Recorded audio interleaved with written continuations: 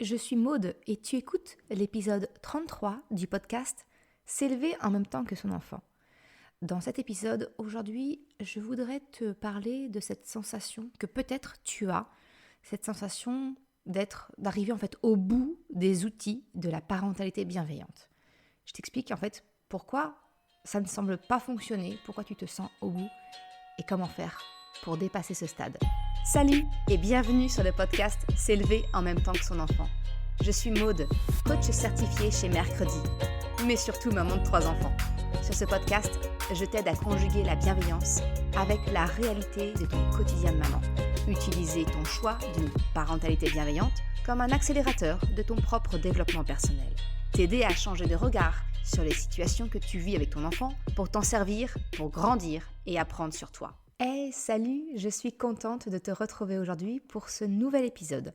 Alors, je dis nouvel épisode, mais c'est pas vraiment un nouvel épisode. Si tu me suis depuis un petit moment, eh bien en fait, je reprends dans le podcast une vidéo que j'avais tournée il y a quelques temps et qui, je trouve, est toujours d'actualité quand je vois les questions que les parents, que les mamans me remontent. C'est cette sensation, tu sais, de dire mais j'arrive au bout des outils de la parentalité bienveillante, ça ne fonctionne pas, ça ne marche pas avec mon enfant, ça ne marche pas avec moi. Eh bien en fait, j'ai envie de te dire, c'est normal finalement, parce que la parentalité, et la parentalité bienveillante plus spécifiquement, pour moi c'est vraiment pas, ça ne se limite pas à des outils, à des techniques, des trucs et astuces. Et c'est bien pour ça que j'ai créé le podcast S'élever en même temps que son enfant, parce que eh bien, ce n'est pas des petits robots qu'on a en face de nous, ce sont des êtres humains qui ont leurs humeurs, leur tempérament, des bons et des moins bons jours, tout comme nous finalement. Et donc, ce qui va marcher une fois ne marchera pas 2 fois. Il n'y a pas de technique qui s'applique. Et pourtant, voilà, tu as peut-être le sentiment d'avoir essayé beaucoup d'outils, mais tu ne vois pas de réel changement dans le comportement de ton enfant.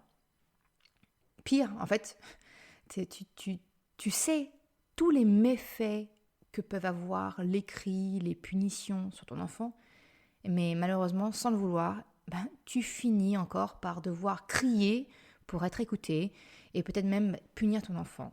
Et souvent, il y a une double peine parce que tu as tout à fait conscience des effets négatifs que cela peut avoir pour le développement de ton enfant, mais d'un autre côté, tu es démuni, tu n'y arrives plus. Et qu'est-ce qui se passe quand on est débordé ? Eh bien, on passe en mode pilote automatique, on fait ce que l'on connaît, ce que l'on voit autour de nous. Et donc, on est très très très loin du parent bienveillant que l'on voudrait tellement être pour notre enfant. Ce que j'ai envie de te dire, avant de débuter, premièrement, c'est stop.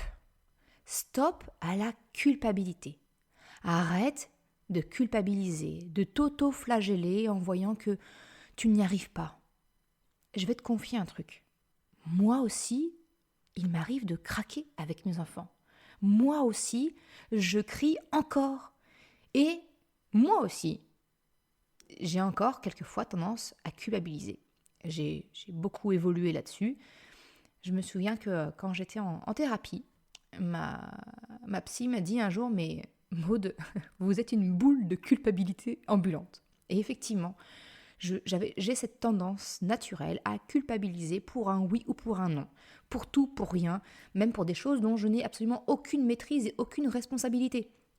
Donc je connais très très bien ce sentiment et je t'en ai déjà parlé de la culpabilité dans un épisode du podcast, je te mettrai le lien si ça t'intéresse, mais finalement, la culpabilité que tu ressens, elle est utile, elle a un message et en fait elle va revenir tant que tu n'écouteras pas ce message. Donc quand je te dis que j'ai réussi à dépasser ce stade, je culpabilise encore, attention, mais nettement moins qu'avant. Je ne suis plus cette boule de culpabilité, justement. Eh bien, j'ai réussi à sortir de ça parce que j'ai écouté les messages de ma culpabilité. Et je t'encourage vraiment à aller creuser de ce côté-là si c'est un sentiment que tu connais un peu trop souvent. Mais revenons-en à nos moutons. Ce que je veux dire par là, c'est que reviens à la base, c'est-à-dire ton choix d'une éducation, d'une parentalité bienveillante, ça ne signifie pas que tu dois être une mère parfaite, que tu dois être un parent parfait. ce n'est pas du tout synonyme. Et si tu n'as pas écouté, je t'encourage vivement à écouter l'épisode 3 du podcast, où justement je mentionne ce fait, parce que c'est une des idées reçues que l'on peut avoir sur la parentalité bienveillante. S'engager dans une parentalité bienveillante, ça ne veut pas du tout être un parent parfait. J'ai même envie de te dire, c'est justement tout le contraire. Parce que ton enfant, il a besoin d'avoir un modèle en fait, qui essaie, qui échoue, qui tente, qui fait d'autres choses pour tenter d'améliorer. Et c'est ainsi qu'il va apprendre à faire de même, à accepter lui aussi de faire des erreurs, de se tromper. C'est en te voyant faire. Alors peut-être que tu n'as pas ou peu de modèles qui ont fait ce choix d'une parentalité bienveillante. Mais ce que j'ai envie de te dire, c'est ne te compare surtout pas à ce que tu vois sur les réseaux sociaux, aux autres mamans, aux autres papas qui ont fait ce choix. Moi, y compris. Parce que ce que tu vois de moi, ce que tu entends de moi, c'est aussi ce que je veux bien te montrer. Tu ne vois pas maman dragon, comme m'appellent mes enfants quand je me mets, quand je sors de mes gonds. Moi aussi, il m'arrive d'être débordée parce que moi aussi, j'ai mes propres émotions, j'ai ma propre vie et quelquefois, ça déborde. Donc, surtout, ne te compare pas à ce que tu vois parce que quelque part, tu vas venir comparer la partie la plus sombre de toi, celle dont tu n'es pas fier, avec la plus belle facette de ce que tu vois sur les réseaux sociaux, même moi avec le podcast, les autres parents que tu vois dans la rue, tu ne vois que ce qu'ils veulent bien te montrer. Donc tu compares ton côté sombre avec le côté blanc, lumineux, joli des autres. Tu comprends bien que tu pars pas sur un pied d'égalité. Tu compares les torchons et les serviettes, comme on dit. C'est pas comparable. Donc déjà, arrête la comparaison. Parce qu'il y a vraiment ce qui se passe devant l'objectif de la photo que tu es en train de regarder et ce que la personne, elle décide finalement de partager. Et puis en fait, il y a la réalité derrière. Et elle est souvent bien différente. Parce que, encore une fois, on fait tous un choix inconscient de montrer aux autres notre meilleure facette, sous notre meilleur jour. Ou du moins, le moins pire. Bref, c'est pour ça que sur mercredi.com et sur ce podcast, ce qui me tient vraiment à cœur, c'est ce que j'appelle le maman parfaitement imparfaite. Alors je sais que vous êtes de plus en plus de papas aussi à m'écouter. Moi j'aime bien ce slogan maman parfaitement imparfaite. Voilà. Mais admettons, je t'encourage vraiment même à devenir le parent parfaitement imparfait qui te tient tant à cœur. Parce que si ça me tient à cœur, c'est que moi aussi, j'ai souffert de cette comparaison. Encore une fois, je te l'ai dit, je culpabilisais. Alors t'imagines à quel point je pouvais culpabiliser de ne pas être la perfection que je voyais chez les autres, ou même que je voyais, de ce que je retenais de la propre éducation que j'ai eue, de ma maman. Donc j'ai envie de te dire, réalise que ton imperfection, c'est le plus beau cadeau que tu puisses faire à ton enfant, et que ça puisse t'aider un petit peu à te libérer du regard des autres. Donc, je répète, arrête de culpabiliser, embrasse ton imperfection, parce que c'est bon pour toi et surtout, c'est bon pour ton enfant. Alors revenons-en, le sujet du jour, c'est quand même, j'arrive au bout des outils de la parentalité bienveillante. Mais ce que j'ai envie de te dire, c'est que la parentalité bienveillante, ce n'est pas que des outils. Parce que quand tu fais le constat que cela ne fonctionne pas avec ton enfant, en fait, tu penses en mode boîte à outils. La fée, elle sort sa petite baguette, toc toc toc. Non. Alors je sais bien que il y a d'autres coachs parentaux, d'autres sites, d'autres blogs qui parlent que l'on peut devenir une maman sereine et épanouie grâce à la magie de la parentalité bienveillante, de la parentalité positive. Personnellement, ce qui me gêne dans cette formulation, même si c'est un chouette but, mais ce qui me dérange personnellement, c'est que je ne vois absolument rien de magique dans la parentalité positive, bienveillante, consciente, respectueuse, quel que soit le nom que tu lui donnes. Ça n'a rien de magique dans le sens où, en fait, ça demande du travail. Ça demande des grosses remises en question. En fait, pour moi, et encore une fois, c'est le but de ce podcast, c'est un processus de développement personnel à part entière. Et c'est exactement le pourquoi je travaille actuellement sur la formation, l'accompagnement en ligne que je compte te proposer d'ici quelques semaines. Pour moi, la parentalité, c'est effectivement un gros travail en premier lieu de développement personnel, d'apprendre à se connaître. On ne peut pas agir sur les autres, on ne peut agir que sur soi. Et pour moi, le plus gros levier d'action que tu as, c'est sur toi pour que tu sois mieux dans tes baskets, que tu sois plus aligné, que tu te connaisses, que tu saches communiquer tes propres besoins après les avoir identifiés, que tu puisses les communiquer de façon positive. Et dès lors, ta façon de t'adresser, de te comporter avec ton enfant va être différente. Et forcément, c'est une relation de cause à effet, c'est des dominos. Et bien du coup, le comportement de ton enfant sera différent avec toi. Donc tu vois, pour moi, la parentalité bienveillante, ça va bien au-delà de quelques outils, de quelques tips que tu peux avoir. Parce que les outils, ça a des limites. Et la limite, c'est nous, c'est toi, c'est moi. Ce sont les adultes dans la relation avec l'enfant. Pour te rendre ça un peu plus concret, j'aimerais te faire cette petite comparaison. La comparaison entre toi et un grand chef cuistot. Tu peux acheter les meilleures casseroles de cuivre dignes d'un restaurant 5 étoiles, les meilleurs robots de cuisine. Si tu ne connais pas le savoir-faire des grands chefs, ton plat, il n'aura rien à voir avec celui proposé par des chefs étoilés. Et pourtant tu as les mêmes outils. Dans ta cuisine, tu as les mêmes moyens mis à disposition. Mais si tu n'as pas le savoir-faire, tu n'es pas un chef de cuisine. Il y a vraiment la différence entre savoir-faire avec ton enfant, faire des choses avec ton enfant et être avec ton enfant. C'est la même chose que ma comparaison avec le chef de cuisine. Tu n'es pas un chef de cuisine. Preuve du contraire. Mais voilà, c'est vraiment tout dans le être. La différence, elle est peut-être minime, mais elle est vraiment primordiale. D'un côté, c'est avoir des outils, et de l'autre côté, c'est être. C'est incarner tout ce que tu veux transmettre. Et c'est pour ça que pour moi, le meilleur levier de transformation, c'est toi, c'est transformer ton être. Voilà pourquoi le développement personnel m'est si cher. Voilà pourquoi je te propose des prises de conscience, des remises en question. Voilà pourquoi la formation que je proposerai d'ici quelques semaines va vraiment te permettre de transformer la relation que tu as avec ton enfant, mais en agissant sur toi d'abord. Alors, pour dépasser la limite des outils, j'ai vraiment envie aujourd'hui que tu prennes conscience que la transformation vient de toi. Parce que de la même façon que je t'ai fait cette comparaison, je vois vraiment la parentalité dans la même lignée.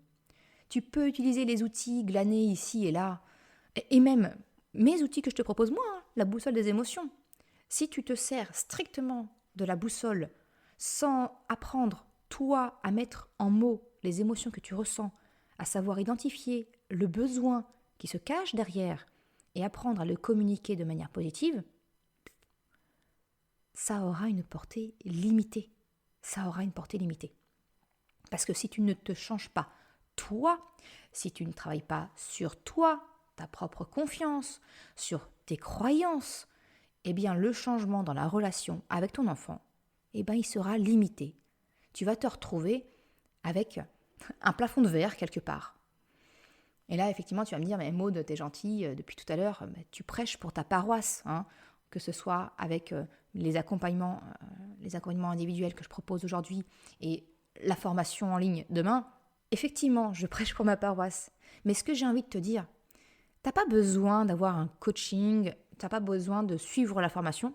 Je me tiens une balle dans le pied, mais ce que j'ai envie de te dire, c'est que tout ça, ce ne sont finalement que des accélérateurs. C'est prendre un raccourci pour aller plus vite dans la connaissance de soi. Mais si tu changes de regard, comme je te le répète souvent, alors tu pourras atteindre ce niveau et atteindre l'objectif de te sentir aligné entre ce que tu souhaites pour ton enfant et ce que tu es. Parce que la plus grande possibilité de transformation, je le répète, mais elle est en toi. Ce n'est finalement pas ton enfant ni son comportement qu'il faut, entre guillemets, changer, hein. Mais c'est plutôt ta façon de l'accompagner avec un changement en profondeur et non plus en superficie, en utilisant 2-3 techniques, outils de parentalité que tu as pu glaner ici et là. Non, non. Les résultats seront visibles parce que toi, tu te sentiras aligné. Ton souhait d'une éducation bienveillante, eh bien tu l'incarneras. Tu ne l'utiliseras plus. Tu le seras.